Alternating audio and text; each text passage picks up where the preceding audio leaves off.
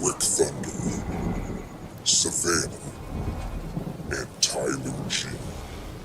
Welcome you to the Trick or Trio with tonight's special guest, Techie Toys.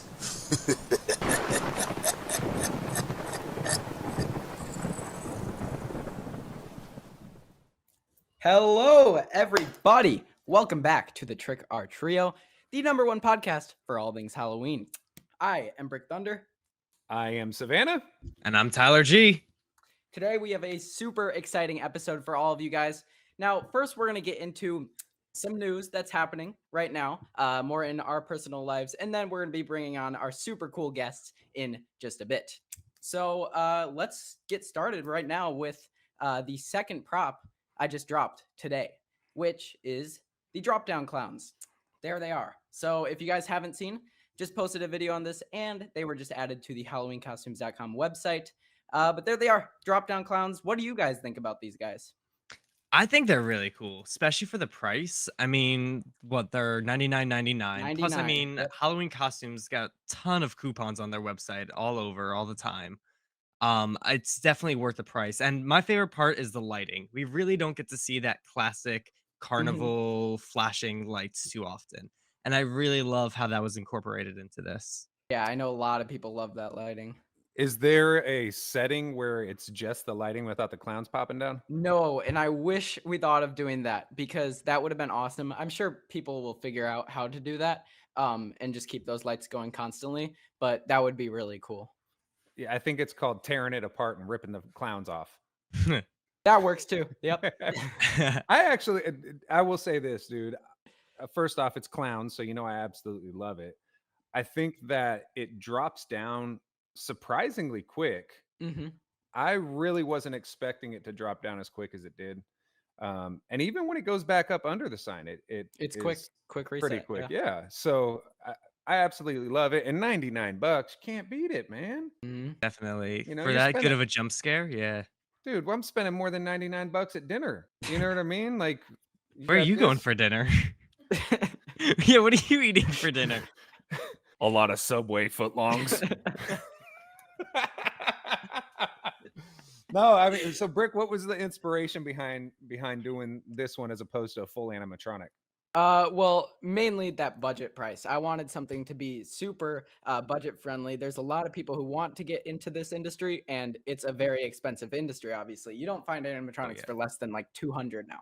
So this was super cheap to produce. Obviously, $99, and it's still an effective scare. And also, like you were saying, even without the clowns, it looks cool. So that was just the main inspiration. But other than that, I just wanted to do something unique. A lot of stuff pops up or pops out, and this one drops down. Are the clowns vacuum form plastic?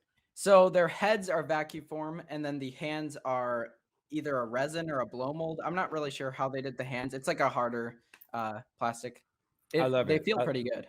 I love that they look pretty much identical, but got a couple little differences. The fingers and hands, it's not just a mirrored effect. Yeah. The fingers and hands are a little bit different.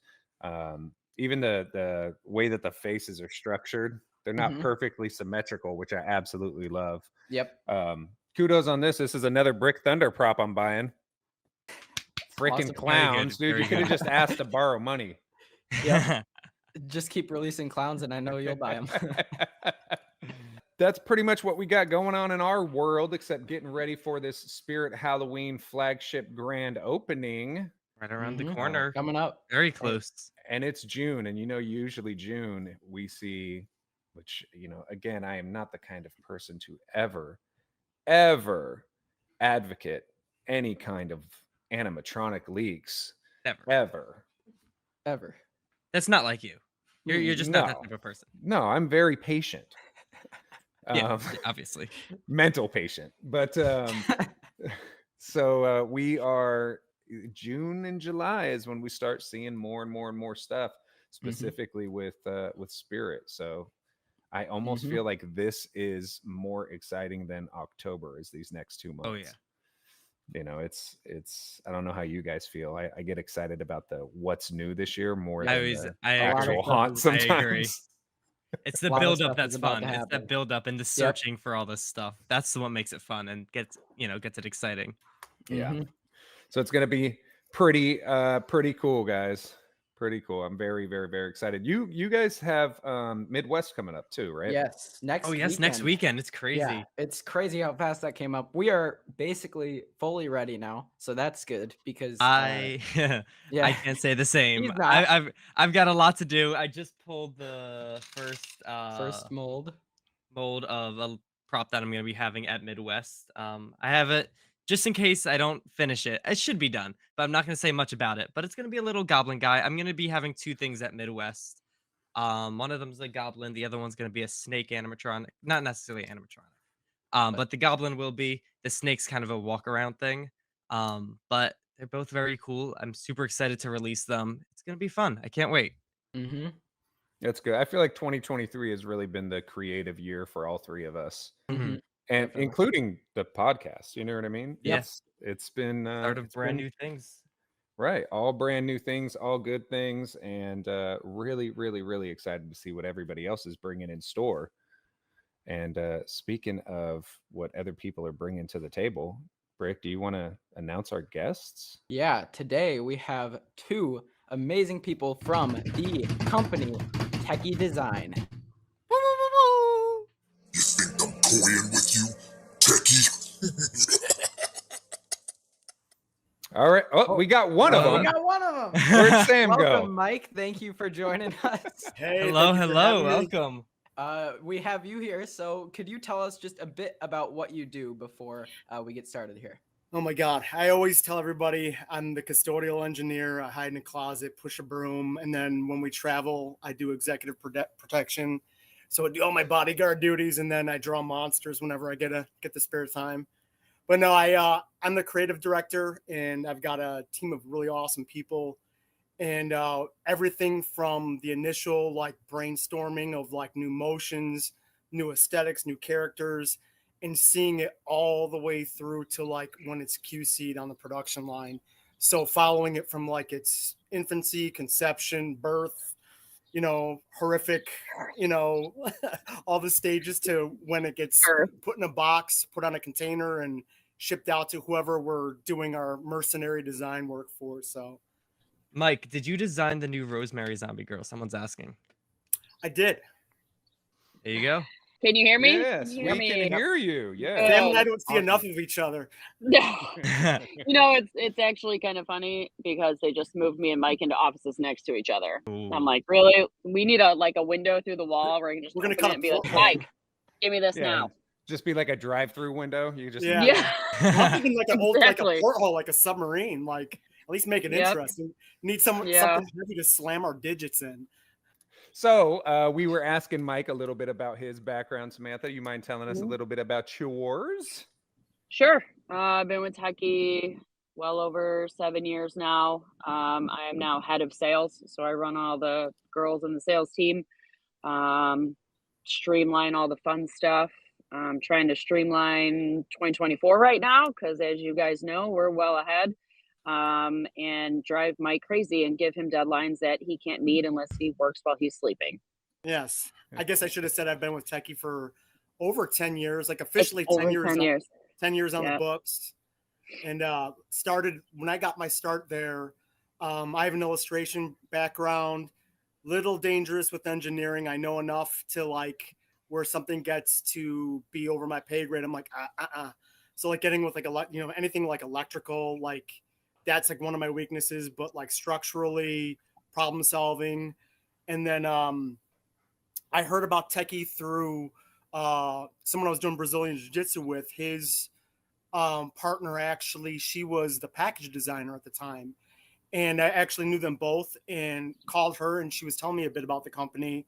And at that time, they were doing, like seasonal decor and plush for quite a few people. And they were just getting the kind of the turbine starting up for Halloween. And I'm like, oh yeah, this is right up my alley. And I had an interview with them and came in and like actually did a working interview where I came in and they were just like throwing stuff at me. Like draw this, draw that, draw this. So like one of the first things I put pencil to was Daddy Teddy for Spirit. And if you guys remember that was like the little guy who like was plunging the butcher knife in and out of his chest. And then like I was actually, hands-on for like, pushing the whole design aesthetic and like kind of some like new innovative motion for, like the infancy of that stuff, like moving into Halloween. And we also have an awesome engineer who's been doing this for 25 years. Like he actually like Frankenstein's, kit bashes, does pneumatics, and he does a giant haunt. He's also located in the Midwest, and he at one time I think 150 props going, and like things daisy chained to compressors, and he's an absolute savage, and like he's on board with us full time now. So a lot of this any crazy ideas we get, like he knows how to make this stuff come to fruition. So it's just everybody at Techie, they're fans of this stuff. It's not just a job for us. Like, I mean, people like either really got into like horror and became like huge horror fans, or just, I mean, I've been interested in this, like I've been drawing the subject matter since I could pick up a crayon, and now I just get paid for it, which is pretty rad. So you're talking about how the Deddy Teddy was your first. What's your favorite animatronic you've designed? Oh my God. Like going old school. Like there's just stuff that like was either super fun to work on or it got like executed properly. Like, so Possessed Wall Hanger, Boogeyman. But I have to say that one of my favorites is actually Waiting in the Wings. And it may have been involved in one of several leaks.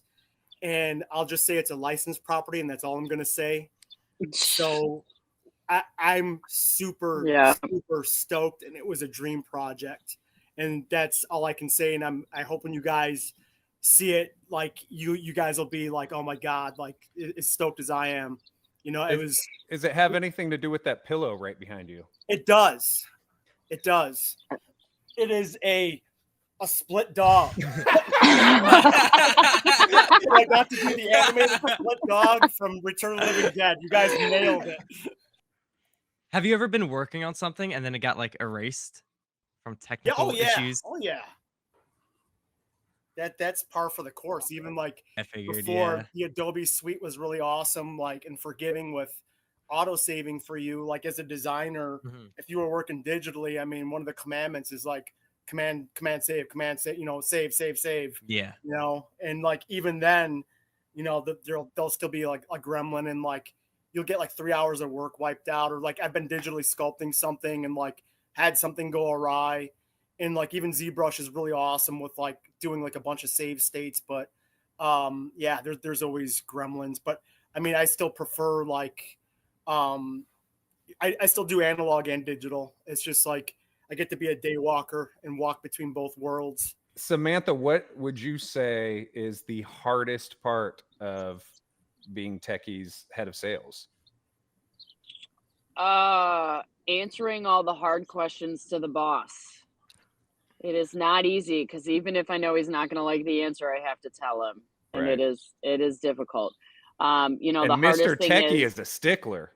Yeah, and the hardest thing is like, you show customers, sometimes up to 200, 300 projects, and they choose them, and then they get to finalization, and instead of you thinking they're going to buy 30, they buy 10, and I got to deliver that news to Mr. Techie himself. So I think that's the hardest, especially because he takes it to heart for the rest of the members of the team, like Mike and his crew and everyone else putting so much time and so much effort into a lot of props, and sometimes they just fall out because there's just no room in the buy for them. So it's difficult.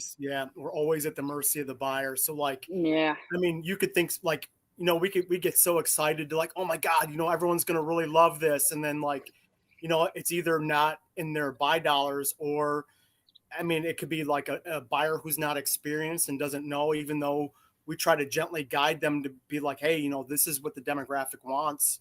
And, God, we've developed so much stuff that you guys have never, ever seen that it just never sees the light of day. But I mean, that's just part of this. And you So guys do both know that all three of us will take all that unseen stuff off. true. the table. That is very true. I'm just saying. Lots of unseens. Now, have you Yeah. guys ever thought about like making your own Halloween stores and selling them? Like not you guys specific, but like Techie themselves. So we've actually selling. we have talked about we've kicked around an idea of something like Techie Direct, where if we could get like the MOQ right and like maybe do like something like a pre-order system, like where it would hit a certain number and then like it would justify getting these like 300 done, Like a without crowdfunding. Yeah, well, We don't necessarily need it crowdfunded, but we need to know that there's a backing. yeah, behind it that of there's enough solid people that buy would behind purchase all the it. stuff, and that way we could do something like when we go ahead and design something, like we try to do as many bells and whistles as we possibly can, and then like Sam will like do her strangling and wrangling, like on the overseas side to get like the dollars down, because like they hit like when they do like hit a magic 8-ball to like come up with their costs for things. And we're just like, come on, man, are you out of your minds? Like, so getting like Techie Direct would be something like where we would have very, very exclusive, low limited run stuff, but just things are so crazy with us right now. Like, business has been awesome. We've been doing so much design that's kind of been put on the back burner, and we just need to get through like this whole next development cycle. So we don't have enough holes to fill with something like a Techie Direct right now, because the buyers really are doing a very good job of bringing you guys what you want from Techie, and that's keeping us kind of full-time busy. So Yeah, we could see like Techie from a lot of leaks that we've seen from like different companies, whatever. Techie's definitely been dominating this year, and it's been very prominent throughout the community, and a lot of people have been talking about that. Yeah, I saw it too, and just speaking to it a little bit, is I've been saying since I started that we were waiting for our year, and it was time to come out on top, and I hope that this year is the year that we come out on top. Yeah. I think that we've all been able to, and I know that we all had a conversation last year at Spirit Halloween's flagship grand opening, but I think that the fans have been loud enough about the designers and the companies that we want to see more of, and I'm just glad to hear that these buyers are starting to listen to us. You know what I mean? I got a question when it comes to for both of you, when it comes to licensed products. Is it something that Techie will hold the license and then they can ship it to whoever, or is it something that the buyer has to hold the license, like a Spirit has to, or a Home Depot, they hold the license, or how does that whole process work with you? So some companies will have a DTR license, meaning that they hold the license to the property, and they'll come to us and be like, we have this, this, and this, and this. And like, for instance, Party City had the license to Halloween too. So you guys got, that big old imposing Mike Myers. And then there's some stuff in the works where we've gone after some licenses ourselves. In the past, I think Techie's done Dr. Seuss.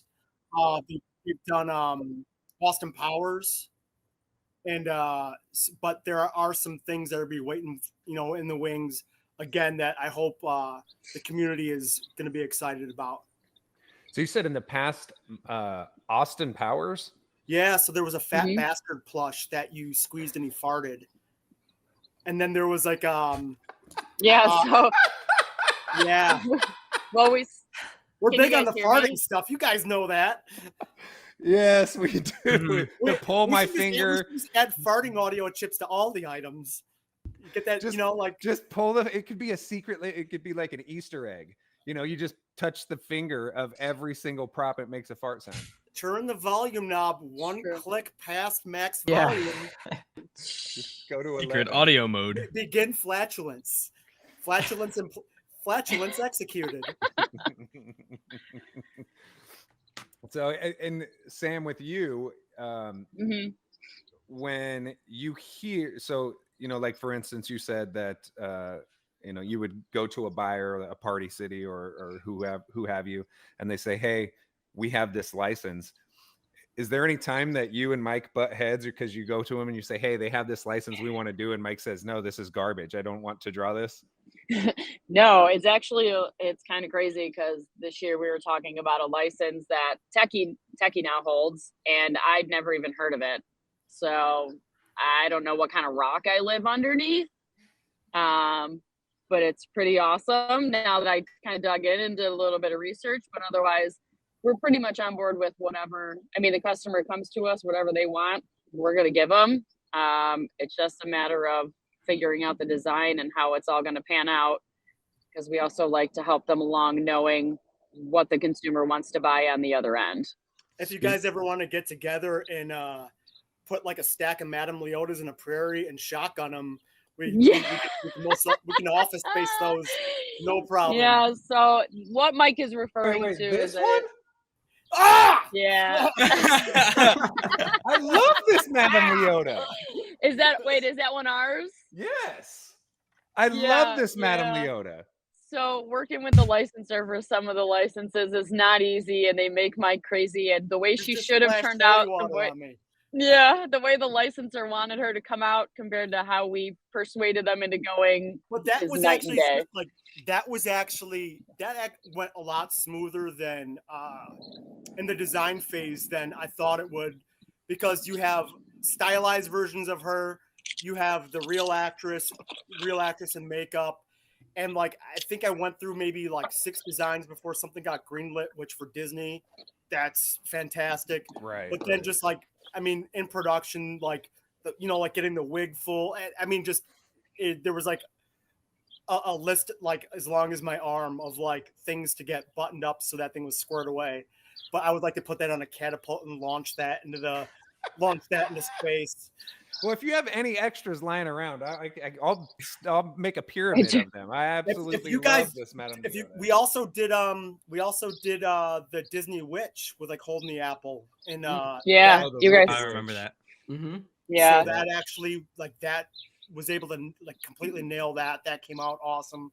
Was super stoked about that. But and then like the Jack Skellington stuff that's Disney property stuff. Yep. And for the most part, like, knock on wood, that like all of that stuff in the design phase, you can run into some like issues with licensors. Like they could be pretty, like these cheekbones don't, are not like this or that, I'm like, of course you gotta appease them, but you definitely know when you're talking to somebody who doesn't either like know the property, or B, they're giving you critique or instruction that are not like good for a designer to follow, if you guys can get it. So do they ever come to you with an idea, as opposed to just saying, hey, we have the property to the Haunted Mansion, please do something? Or do they say, hey, we want to make a Madame Leota inside of the ball? Do they tell you what they want and then Sam, do you remember like where that I can't even remember? No. So what happened with Madame Leota is they came to us and said, hey, this is really popular and everybody likes it, and we're seeing a lot of reviews. What could we do? And we came up with the Madame Leota in the ball. Obviously, it came from the concept of the original Spirit Balls and the talk and the want for everybody. You guys all know the world is crazy over Spirit Balls. Yeah, there was a handful of Haunted Mansion things that we did proto and show, and like, but so Madame Leota is the one who came out ahead out of everything. It was the most cost effective, but we did actually pitch a few different things from Haunted Mansion. So this and again, I know that you guys might not be able to, but I'm trying to follow the breadcrumbs here. Sure. So Samantha had said this license that Techie now owns, and I never heard of it. Can you tell us, is it based off of a film, a book? Can you tell us anything? Licenses, plural. Oh, plural. And that's all I'm going to say. The rest of it's all secret squirrel, man. Totally secret squirrel. So it's something that she's never heard of, but felt like she was living under a rock because she hasn't heard of it. Yep. That's right. So I'm very interested to see what you guys do with the Evil Dead franchise. Who's in my fruit cellar? It's just going to be a severed Henrietta head and a wooden door. Did you see the new Evil Dead? I did, and I enjoyed it. Nice nods to like the originals, and I know people didn't like the last one that came out, which my missus and I went to go see on Easter Sunday because that was the most sacrilegious thing to do.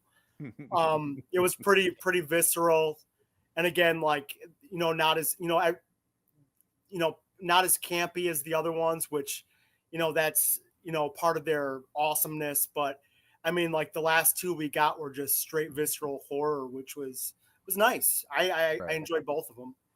Well, and I think if you watch them back to back to back to back to back, that something starting off campy and getting a little bit more serious, it almost takes a turn where, I mean, realistically, if you watch them all, like I said, in order, it's almost as if you're watching like kind of how the first Halloween would be, where it's a little cheesy and campy at the beginning, and then stuff gets real. Yeah. It's kind of the same kind of archway going on, Don't even get me started on Halloween Ends. I think you weren't a fan of Halloween Ends. I think I openly wept and wanted to headbutt a glass coffee table. Oh man, I will say I enjoyed. For me, it's the first Halloween, the second Halloween. I even like the third Halloween where it has nothing to do with Michael Myers. Well, that's how it was supposed to be. These were supposed to be like an anthology of like individual crazy stories like that. And yeah. And then when it started like having like Busta Rhymes and Method Man, H2O. All that other, I was like, okay, no, this like is Jason lame. in Space. Yeah, and then I actually did enjoy the first Rob Zombie one. I think I'm probably one of the only people that did, because I felt like it gave us a backstory of why Michael would be the way that he is, which we never really had. Yeah. And that environment that he grew up in obviously would mess anybody up. And then the second one of that Rob Zombie thing sucked. I didn't understand like probably 70% of it. Yeah. And then I've liked the newer ones that are supposed to take place after pretty much the originals, But do you have a favorite? Oh, continue. No, I guess you're not a fan of Kills then, right? Oh, Kills, I loved. Oh, did you? I absolutely, I was amazed. Everyone on a path to his house, did not matter your profession, your skin color. They were like, we're taking this back. Yes, you were on the path to Michael's house. You were going down, and like I think like firefighters got upset in the beginning. I'm like, whatever, man. That's like, if I was a first responder and I saw someone getting, gutted with like a concrete saw, I'd be like, oh hell yeah. I think the thing is that like, I would feel honored to be slaughtered in a, or having somebody that represents me being slaughtered in such a iconic film franchise, But, I was going to ask, do you have a favorite film franchise? Not a franchise per se, even though they've made like prequels, but The Thing, hands down, is my favorite horror movie. And then they did like the little prequel, and like there was a lot of really awesome people. They were going to do practical effects again. And like, I'm sure you guys know, they got scrapped for, digital stuff, which wasn't bad looking. But as like a huge nod to the original, which like for practical effects, it's like a Bible for everyone who loves horror and loves doing what we do. So when you say the Thing, you're speaking of the John Carpenter, the 1982 The Thing. Correct. Okay. Correct. Yeah, I just wanted to make sure, because Wilford Brimley in a shack with a noose, building a spaceship under the ice. Diabetes. Diabetes. What about you, Sam? What's your favorite, you would say? Can you guys hear me? Yeah. Am I good? All right. I don't really have a favorite horror movie. I'm kind of that person that doesn't get to a whole lot of TV. Same. I Google a lot of everything. I mean, it pops up and I'm Googling it, but I really I'm not a big TV watcher. Even when I'm home alone and no one's around, I still don't turn the TV on. So and I fall asleep during movies. So You I just have go- since I was like the day I was born. Well, you You put me in just front go of a on- movie and I go to bed. You go on Google and you go down those wormholes of Hmm. that. I do that all the Yep. time, but a lot of the time it has to do with either old 1980s wrestling or serial killers. I don't know why. Good times. Good yeah. times. All right. B's understandable. A is questionable. Yeah. Fantastic. True crime and awesome wrestling promos. Exactly. And the And Ultimate sometimes Warrior they cross promo. paths. Sometimes Macho they cross Man paths. promos. Yeah, I watched one the other day, and it was I don't know if you've ever seen it, but it's the Macho Man who has about he keeps pulling out about 14 different coffee creamers, and he keeps saying, "Oh yeah, I'm the cream of the crop." Oh, yeah. And he uses the same joke, and he keeps pulling out the little coffee creamer cups. Awesome. There was one of the Ultimate Warrior where he just like tied everybody up with tape while they were trying to be normal, and the tape's crossing their mouth and stuff. I don't know. So I asked Mike this earlier. Samantha, what's your Yeah. favorite Techie made animatronic? Ooh. That's a tough one. I don't even know this. I don't even know.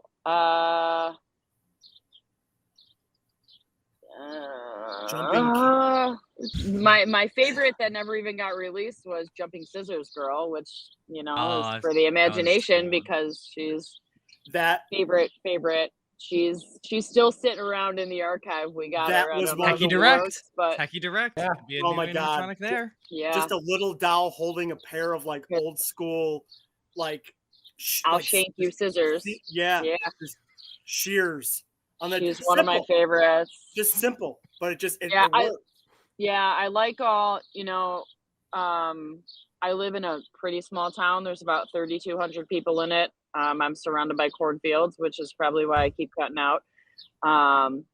But we have a couple houses in town that decorate for Halloween every year, and we go all out. Like I fill my entire garage with animatronics. So in a town of 3,200 people, I get close to 400 trick-or-treaters on Halloween. We were just talking about the jumping props. Can we talk about like Jumping Spider and how much that's like made an impact? Because that's such a big, well-known prop. From Jumping like- Spider and to it's Sitting Scarecrow, both and of it's those such never big gonna- impacts. And Jumping Spider is never gonna go away. No way. It's an evergreen. It's a forever. staple. Yep. I mean, Yeah. just like if we can keep reskinning it and making it new, and like for people who collect them, like people who collect things in different colorways, same things, different plush applications, and Sitting Scarecrow that actually evolved from like I was just watching like prank videos of like people that would just dress up in costume and sit still, and then just like spring to life and scare the hell out of people. I've had that happen to me And then when I was needed young. a simple mech, like a simple startle mech, and like put something in a chair, and then boom, that's how you guys got like Sitting Scareclown, Sitting Scarecrow, and it's just like that mech is just it's simple and effective. And I got to witness a grown man scream like a 7-year-old girl from a prop going off recently on the end of the jumping module. Oh, those are the best. Oh my God. Amazing. And it was almost captured on film. Almost. Oh, We actually crouched down, got in the item's face, and it was like, oh, what is it? And then boom, it activated. He stumbled backwards, screamed. If he had a dress, he would have held his dress up.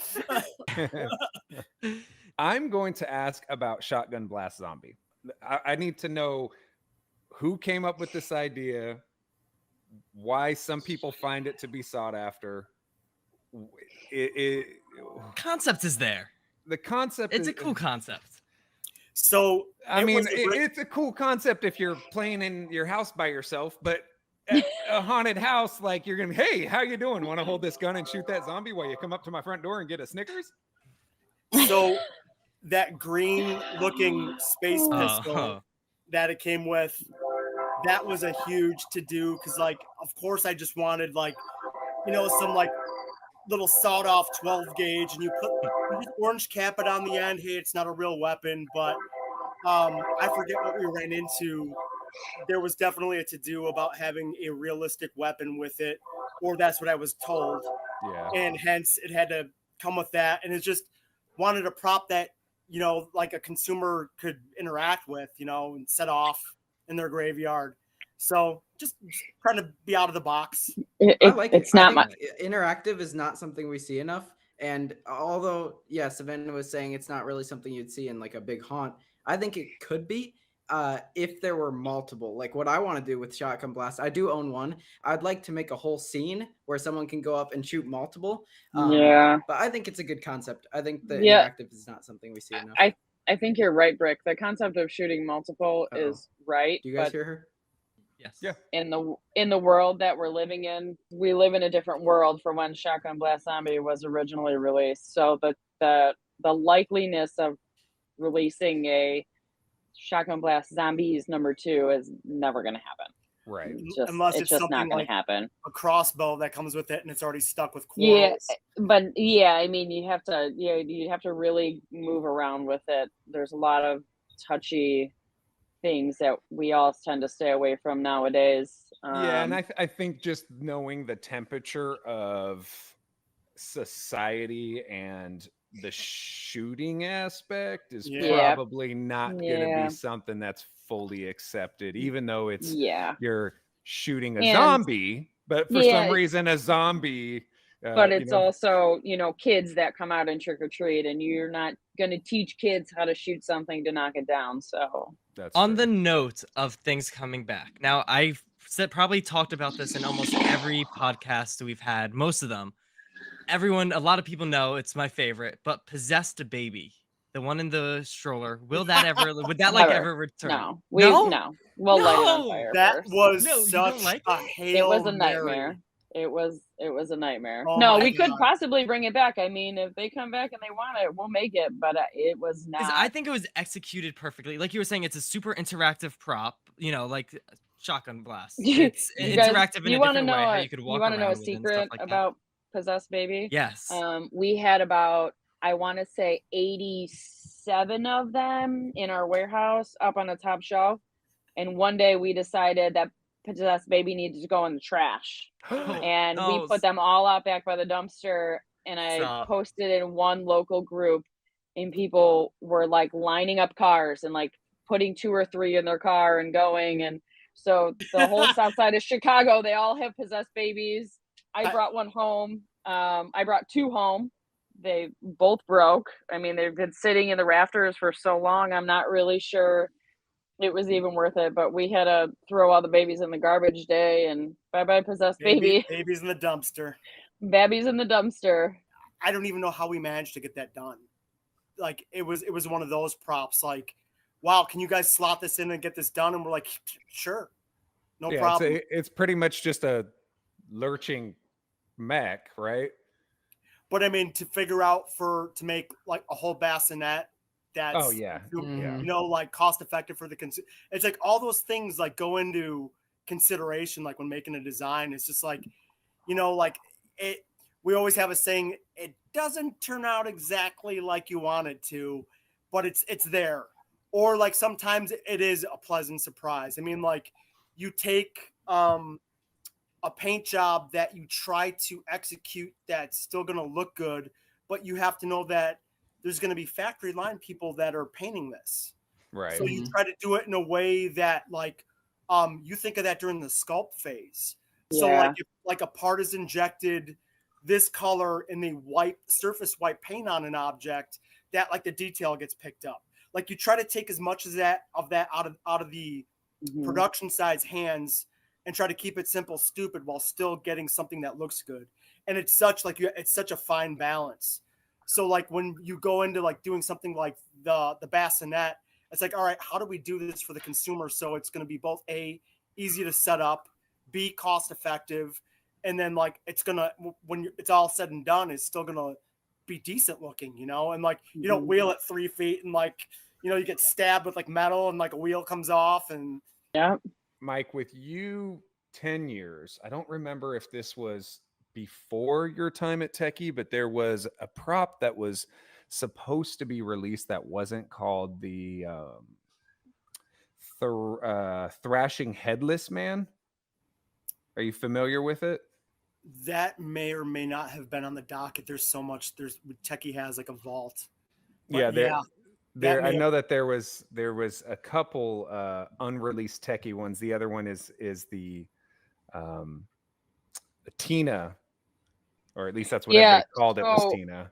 You're probably considering them unreleased because we protoed them, sampled them to customers, and they didn't end up buying them, and those protos went out into the world.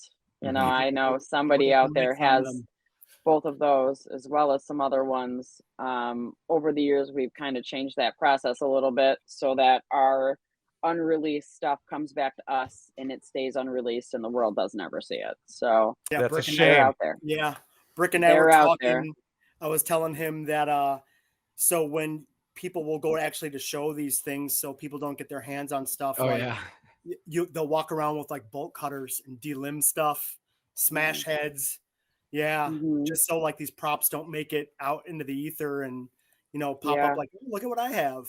Well, it's just kind of crazy to look online and see like a prototype of something, even that we went into production with, is like on eBay for like $1,500, and I'm going, I got an attic full. What do you guys want? You know what I mean? Like, don't say that.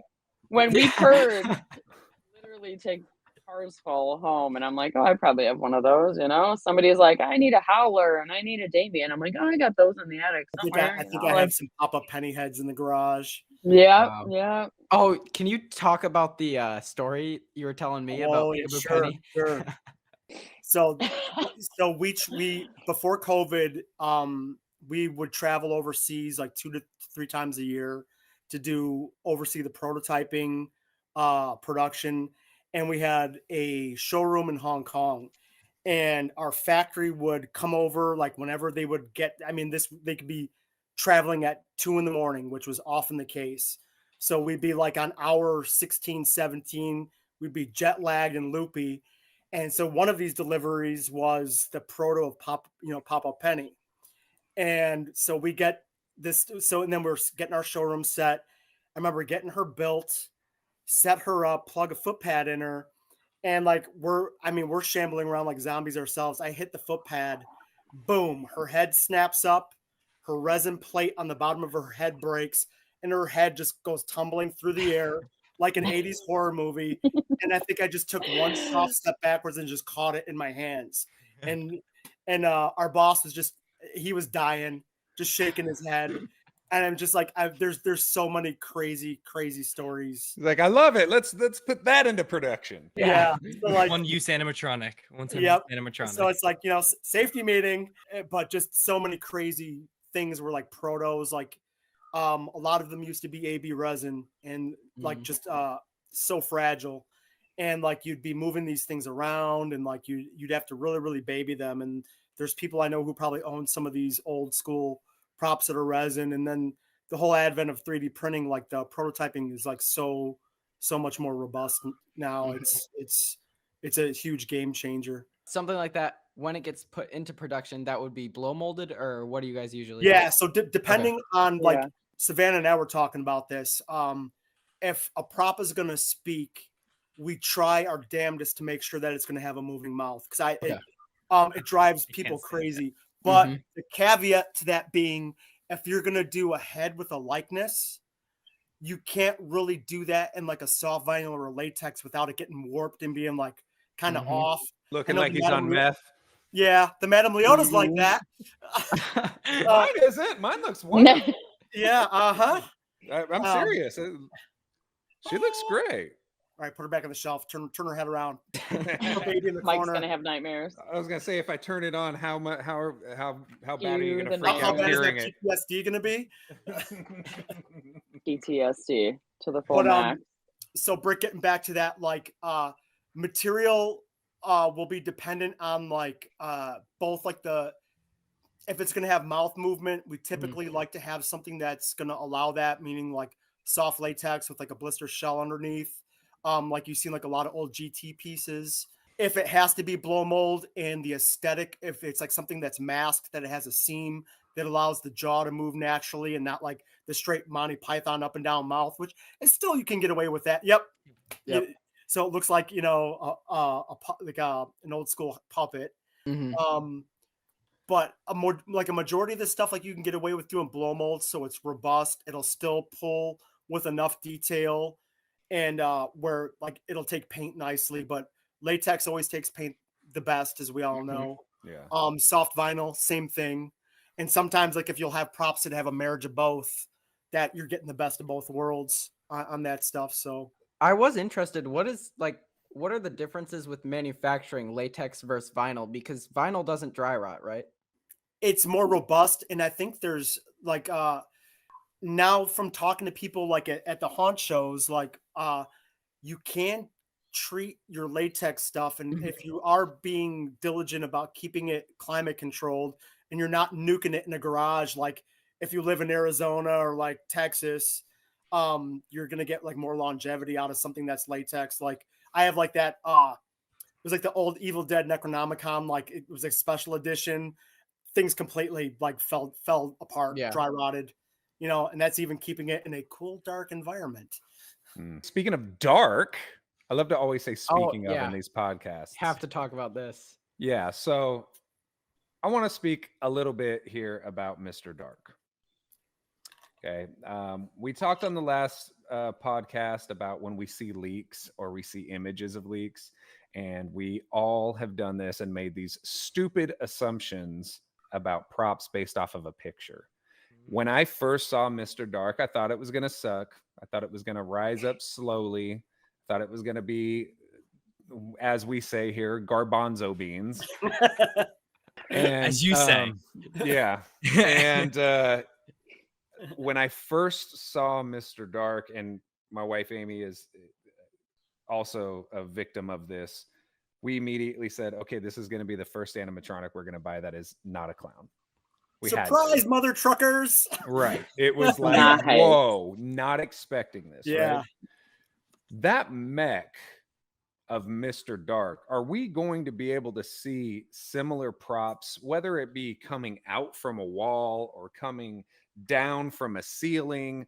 Are we going to be able to see that mech used? Because I do know also that there were some folks that had some trouble with Mr. Dark. I guess it was the gears or something. There was something that I believe there was like, which has been remedied. Like I said, like our QC gets after this stuff hardcore. And if it's like a factory slip up or an oversight, either or, like we do our best to make sure that stuff gets remedied. And like, I mean, and people can always call us too. And like, I mean, hell, even sometimes I'll pick up the phone and like, you know, it's like, the wire in these pants on this puking zombie, like, you know, speak up. I had some bombs go off during WW2. And like, so like we'll field calls and like help people out with this. I mean, I know on Mr. Dark, there was like a sticker that was getting pulled down into a pole the wrong way. That's, I think, since been remedied. The actual, and then we'll actually take initial development and improve on, you know, the functionality of it and make sure that there's already an improved, I think this is the third round of improvements on that module itself. And that type of innovation is stuff like we're really getting after now. And like, we're trying to leave, you know, like, I don't want to say like leave our competitors like in the dust, but like, because healthy. But leave your competitors in the dust. I mean, but competition like that is healthy. You don't want to be like, copying off of this guy and that guy, because there's innovation, like then innovation becomes stale. You want them to copy off of you. Yeah, well, anybody, which like they do. Exactly. I mean, talk about that. Do we talk about stuff they copied off of the same clown, the same Reaper? No, man. Like we're always trying to like see like what we can get away with that's like bigger and better. So like that type of linkage you're seeing there, that huge, big, large motion or like big startling motion, that's like this is what we're doing now. I mean, this is, you know, game changer stuff. And hope, you know, like, and you guys are going to be seeing some more of this stuff come your way, so just keep your eyes peeled from different stores, because like 9-foot jumping spider. Yeah, we've talked about 9 foot. We have talked about the larger jumping spider. Another old school one that didn't do too well was, I think, the attack spider, which was actually putting the pop-up module horizontal and just having like it was like a Black Widowish spider move, you know, like the 14 inches of travel, and like people just wanted the jumping spider. But yeah, that module, just keep your eyes peeled. I feel like in the like probably since 20, I mean, you guys have always, the thing I've loved about Techie is you guys have always thought outside of the box.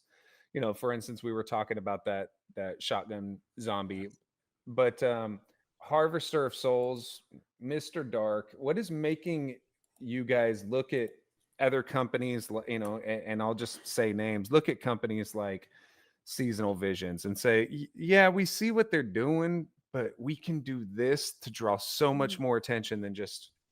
Well, that's how designers like that's how our brains don't work. Yeah, I was just Normal gonna say brains. it's actually kind of crazy because working in this industry for so long, I don't find myself looking at SVI stuff or Jemmy stuff and going, "Oh, yeah, that's pretty cool," or "How could we do something like that?" Or we just don't do that at Techie. Like if Yeah. we're not doing it as our own, like we're not doing it. Right. We're not in the business to do the clown that SVI did last year or the Reaper that Jemmy did. And I don't give a shit about two witches stirring a cauldron that everybody else has wanted for 18 years. So no.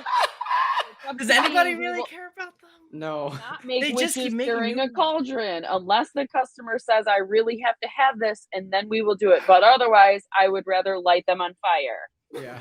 So It's no, so we like overdone. to do our So stuff. overdone. Yeah.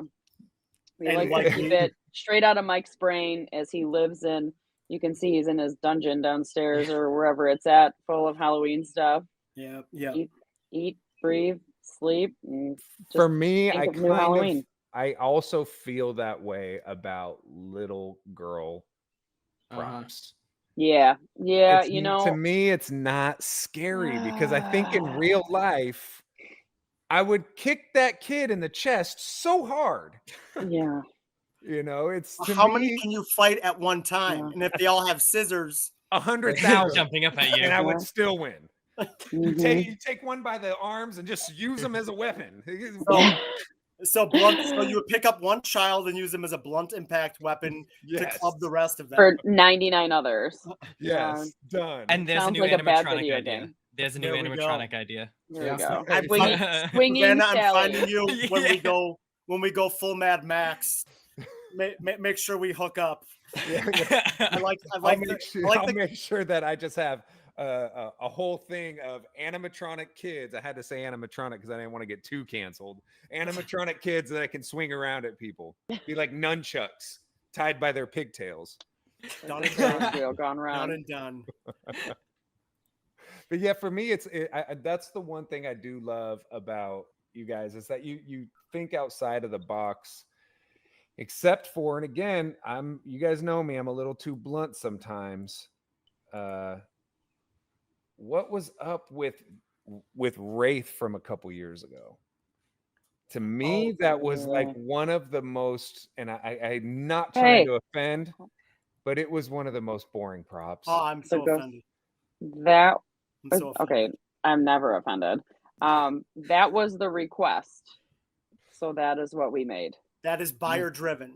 And if the buyer says it must be so, then it will be done. Yeah. You want 10 more LEDs in that? You get 10 more LEDs. You like, does that ghost need to hold a bucket and a pitchfork? Say no more. Getting it done. Yep.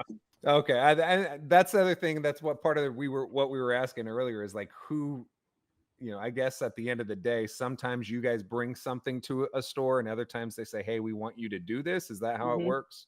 Yeah. Yeah.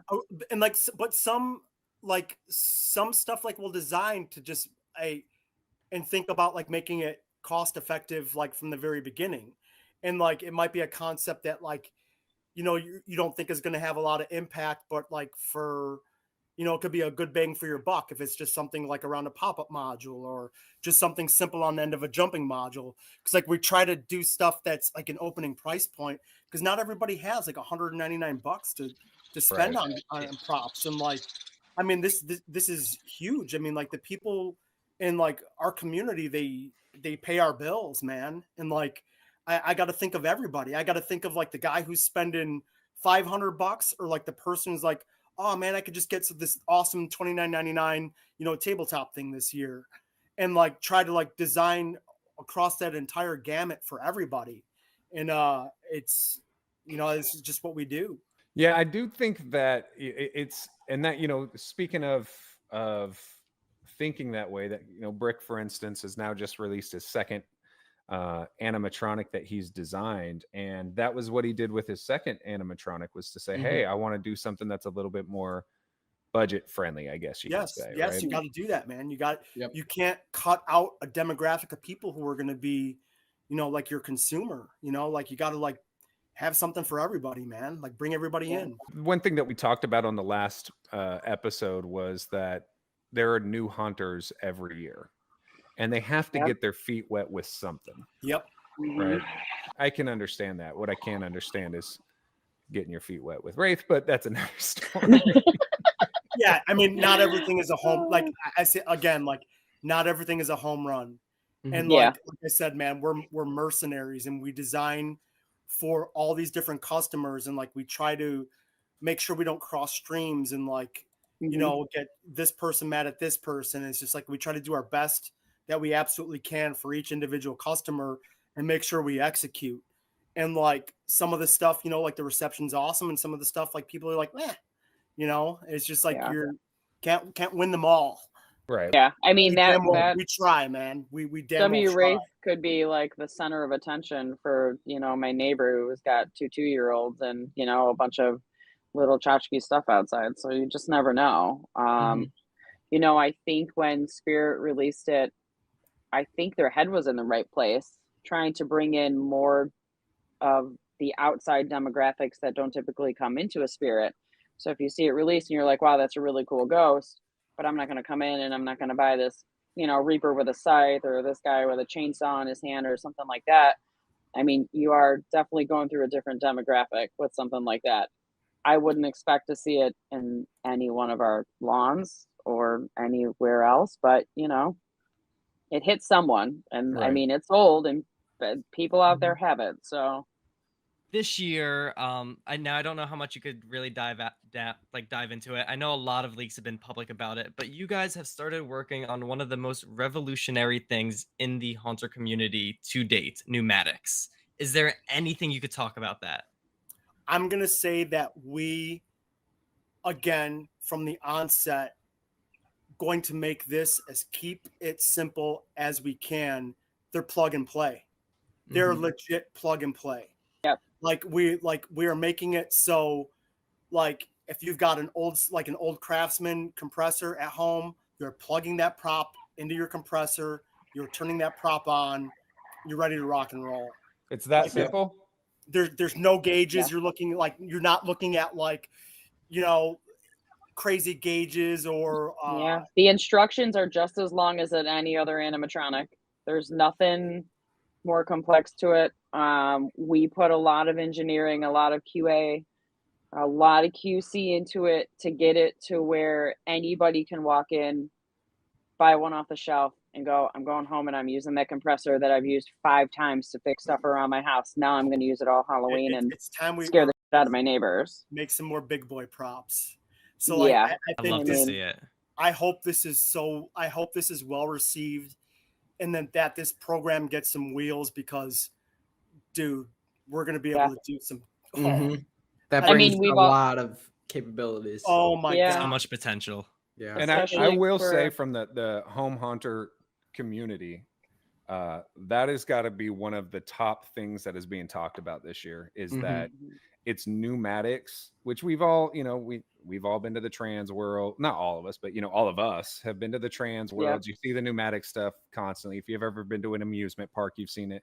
But to see it on a scale that the average person can walk into a store, purchase and go home, is like Tyler said, it's revolutionary. And legit, all you're doing, like if other you're just plugging in your airline, you're giving this thing power, And like for people not familiar with pneumatics, I think everyone listening does. There's no reset time, and you're getting fast, ballistic, big motion. And again, trying to do designs and give people props that like are going to be affordable for them to like add to their haunt, their front yard, what have you. But just breaking in and giving someone who doesn't own a professional haunt the opportunity to go and pick something up like this all in one box, man. This is the next wave. Do these, and again, it's already been leaked, so I'm assuming that's why we're okay to talk about this. Do these also have audio tracks like a normal animatronic would? Yeah. Yeah. Wow. So think about this. Any normal animatronic can be driven by a pneumatic piston. Right. So you could swap out a regular pop-up module for a single pneumatic piston without like starting to get all nerdy here. But you're going to have a prop that has no reset time. That's like the only caveat about us now starting to design like these bigger, crazier mechs like Mr. Dark. Like, oh, it takes too long to reset. Like, well, cry me a river. Come on. Right. Yeah, you're getting it to jump up 19 feet. And I the heard motor's a little too loud. Yeah. Like, Mr. Dark takes too long to come down. And I'm like, well, when he came up and you shit your pants, you didn't complain. So, all right, let's let him reset, So I am wanting to know when it comes to, because, I know that we have some, and again, this is leaked stuff that we've seen so far. We've seen some clown pieces from you guys. We've seen some zombie pieces as well. We've seen some, and we also know that there's also going to be some new licensed pieces as well, right? Are we going to be seeing stuff that's a bit more unique, such as one of my favorite props of all time, the coat rack monster? Oh, coat rack monster. What, you hate coat rack monster? Oh man. They hate all the good ones that we like. I know, like you gotta understand that is baby. one of the scariest Now props for monster. any All person right. at a party. I'm not saying I hate it. There are worse props, but I think I was at the factory when that was being done. Yeah. I got to pick up a bicycle and ride a bicycle around the factory and have a race by myself. Yes. I got to go up on the roof and get offered lunch from, I think, chickens they just killed out of there was like a little shack up on the roof.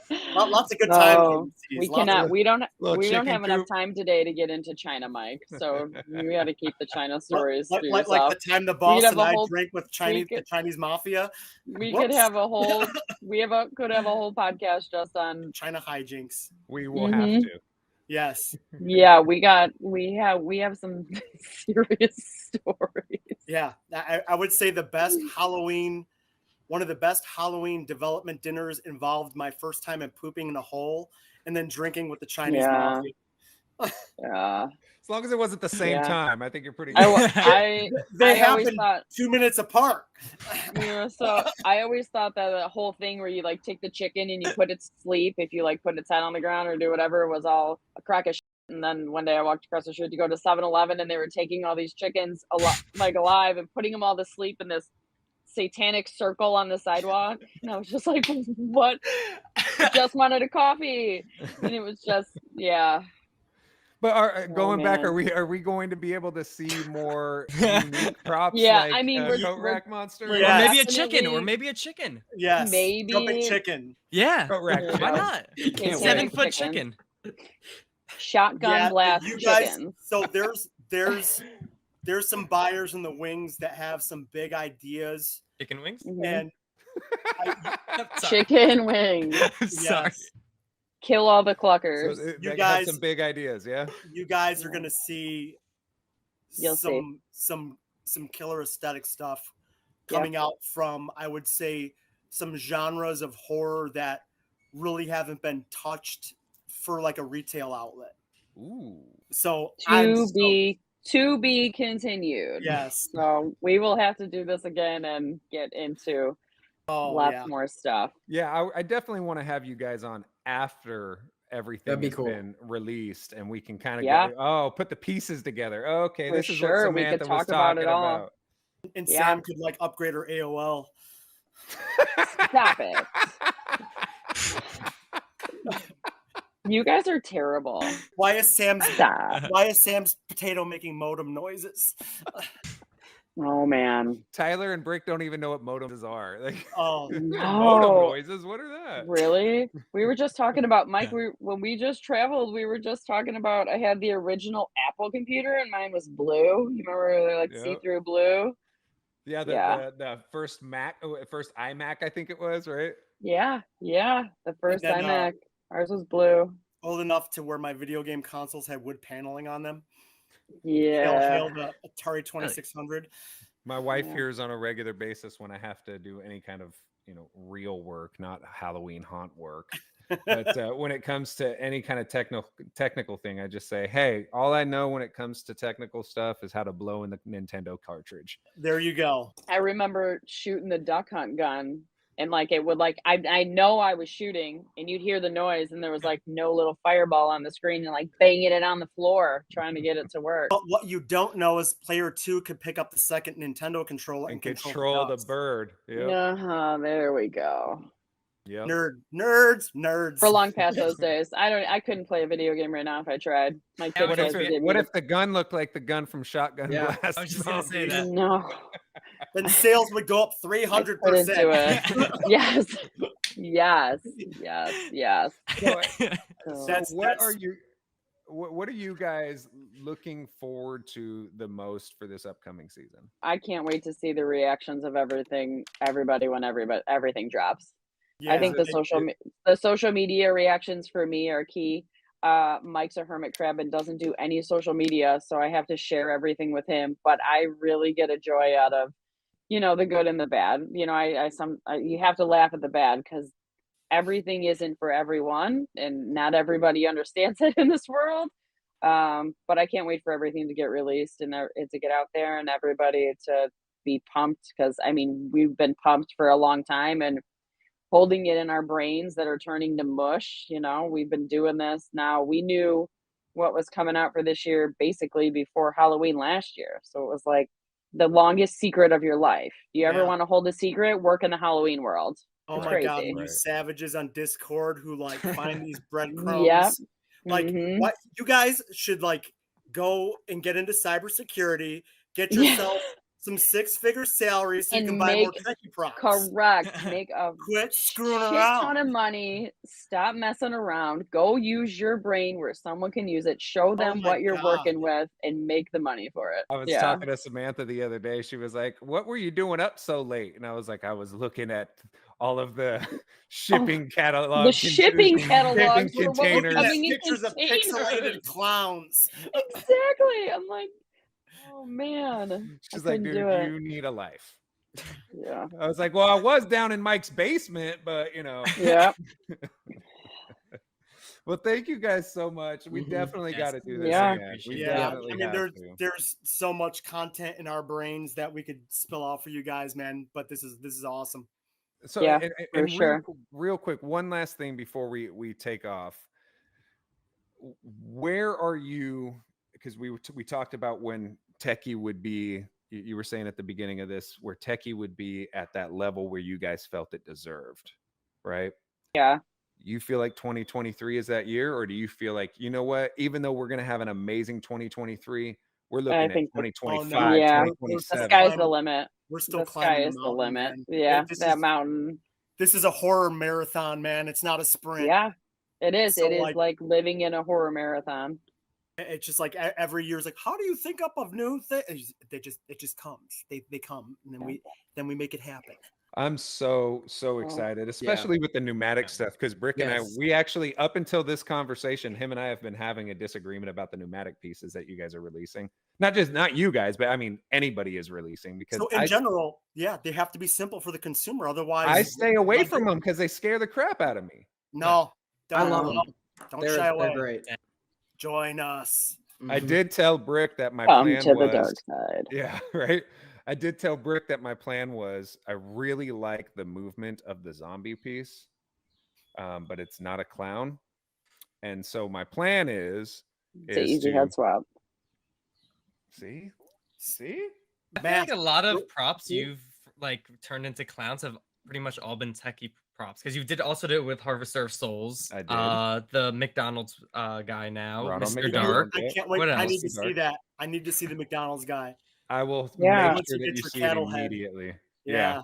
I mean, it's already foam filled head. It's built. It's everything. I took the knife out of Michael Myers' hand, put in a bloody meat tenderizer. Sack of chicken. I could tell you a story about how I got myself in a to-do about putting blood on the knife. Oh for no! round two. Stop, Mike. Stop. You get in trouble, Mike? Oh yeah. No, he did, because you guys, I'm sure we all know it's not anything new, but year one, Michael Myers came out with a knife with no blood on it. And year two, Michael Myers got re-released with a knife with blood on it. And Mike was not having it any other way. Yeah. Can't Very say I blame interesting. him. Anyways, for another time. We got Yes. tons of stories. Thank you guys so much. I had a blast. Thank you guys. Awesome. Thank you guys. for having us on. Right on. We will talk to you guys later. And for everybody Yes, else sir. out there, we will be Hope back. you enjoyed the last live episode. Yes, Yeah. yes. And then Yeah. we will be back next Sunday at the same exact time. It will just be pre-recorded. Awesome. Thank you Sounds guys. good. All Thank right. you. You guys have a wonderful Peace one. out. Next Sunday, we'll be back.